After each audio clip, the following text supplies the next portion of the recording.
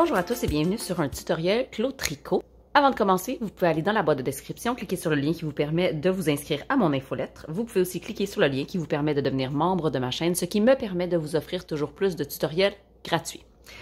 Aujourd'hui, on parle d'un sujet dont j'entends très peu parler dans la communauté de tricot francophone.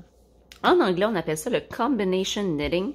En français, tout ce que j'ai trouvé, ça serait le tricot à la suisse. Par contre, je ne suis pas certaine si vraiment les Suisses sont ceux qui tricotent de cette façon ultimement. Peut-être que si vous êtes quelqu'un de la Suisse, vous pouvez me dire si c'est votre façon de tricoter, si vous avez appris comme ceci ou non.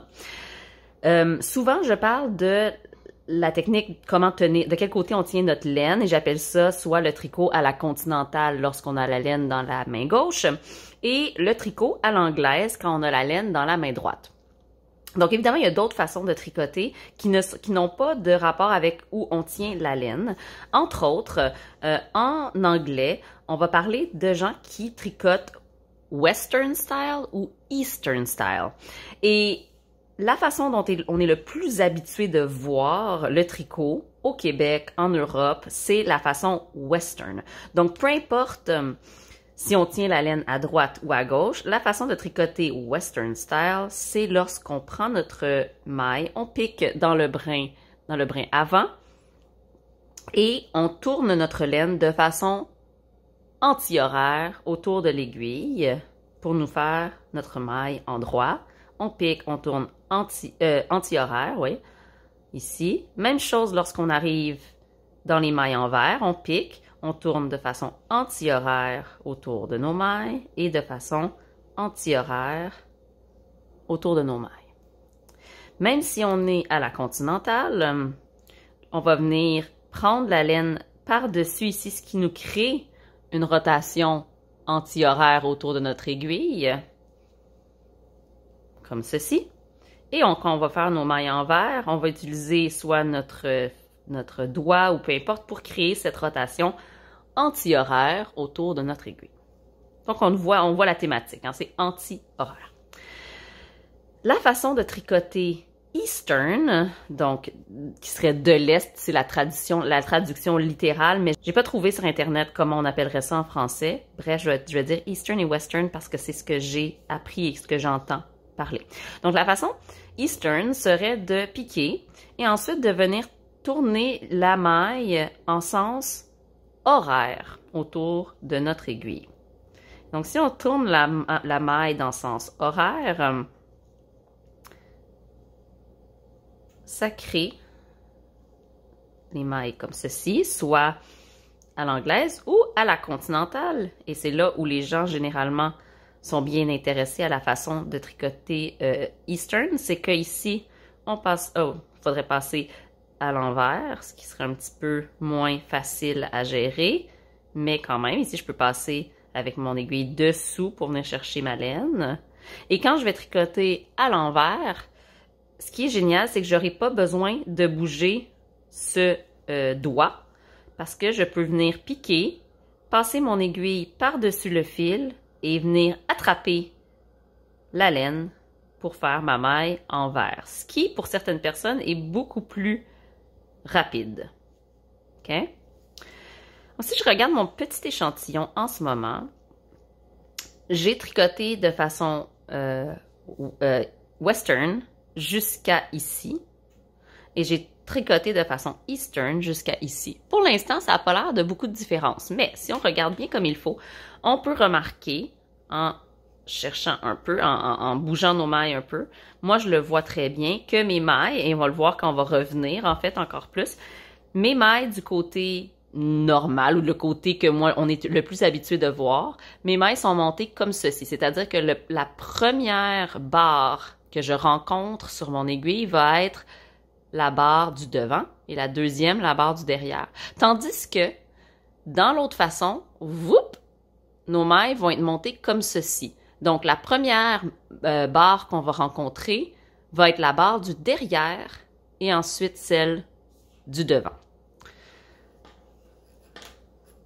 Quand on arrive de l'autre côté, évidemment, si on veut continuer à tricoter sans avoir des mailles torses, On doit gérer nos mailles et on doit les tricoter toujours par le premier brin qui se présente.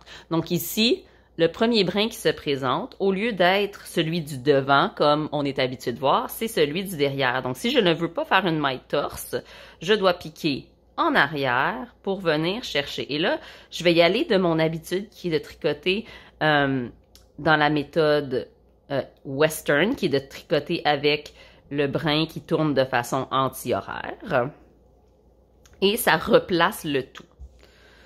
Maintenant, j'ai des mailles en vert qui sont aussi placées à l'envers de ce que je suis habituée. Donc, je vais devoir venir faire ma maille dans le brin arrière pour le tricoter.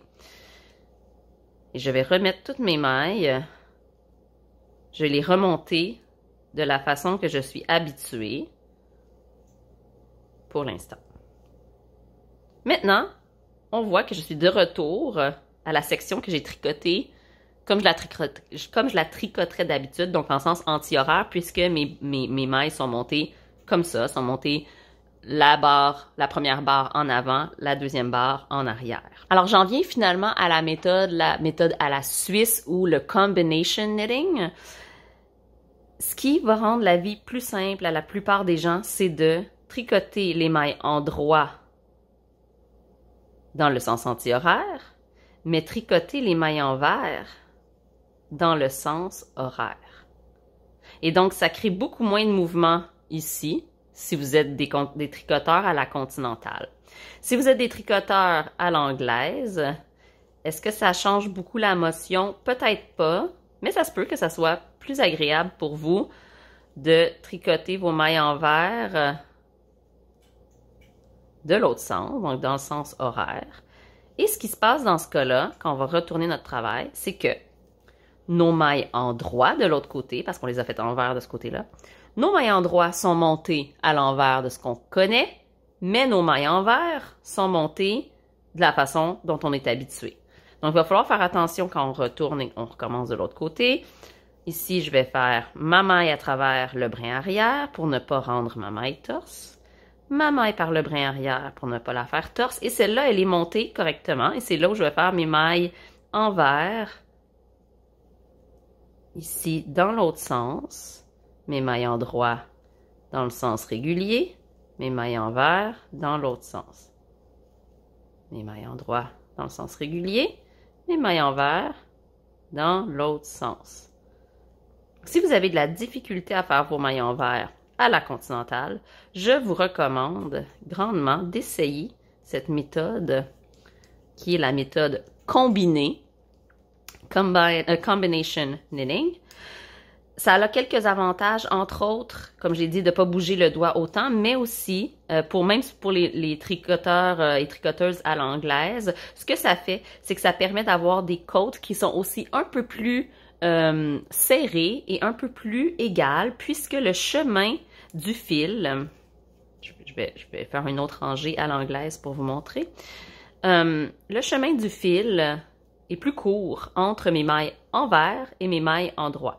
Donc, je fais mes mailles en droit régulières et ici, en faisant la maille en vert directement à partir du devant, comme ceci, ça crée moins de distance de laine entre mes mailles en vert et mes mailles en droit, ce qui va créer ultimement une côte un peu plus serrée. Alors, il faut faire attention, si on utilise cette technique-là, de l'utiliser pour tout notre projet, c'est-à-dire au moins toutes nos côtes de notre projet si on le fait sur des côtes, puisque votre échantillon peut grandement changer en utilisant la méthode combinée. Mais ça peut régler des problèmes de tension de côte. Si c'est quelque chose, si vous considérez que vos côtes ne sont pas très belles et qu'il y a tout le temps une maille en droit qui est très grosse par rapport à la maille d'envers à côté, ça vaut la peine d'explorer la méthode combinée. Évidemment, rien ne vous empêche de le faire aussi sur du jersey. Vous pouvez tricoter toutes vos mailles en droit ici. Je vais les tricoter sur le brin avant parce que, bien sûr, j'ai pas tricoté mon rang d'avant avec la méthode suisse, à la suisse. Donc, je vais tricoter toutes mes mailles endroit. Quand je vais arriver de l'autre côté, je peux tricoter toutes mes mailles envers dans le sens horaire. Par contre, je vais vous montrer ce qui se passe pour moi si je fais cette technique.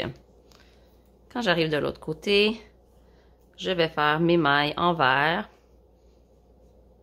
Ici, dans le sens inverse de ce que je suis habituée. Oups. Comme ça. Et oui, c'est un point qui peut aller très vite. On voit très bien que ce n'est pas le point que je suis habituée de faire. C'est un peu plus fastidieux pour moi, mais c'est très fluide. Le problème pour moi dans un projet en jersey en aller-retour comme ça, c'est que mon point endroit de l'autre côté, si je retourne mon travail, mon point endroit maintenant doit être fait dans l'arrière, dans le brin arrière, et ce n'est pas une motion qui est très fluide pour moi, et donc ça ralentit grandement mon point endroit,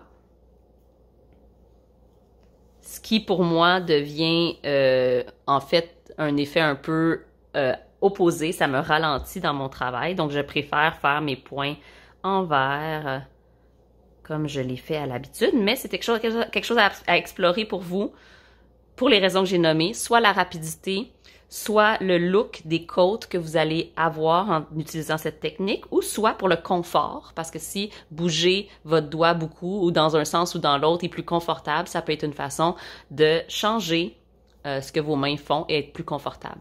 Donc, j'espère que vous avez apprécié apprendre un peu plus sur la méthode combinée ou le tricot à la suisse. Mettez-moi en commentaire si c'est quelque chose que vous allez essayer ou si c'est quelque chose que vous avez déjà essayé. Bon tricot!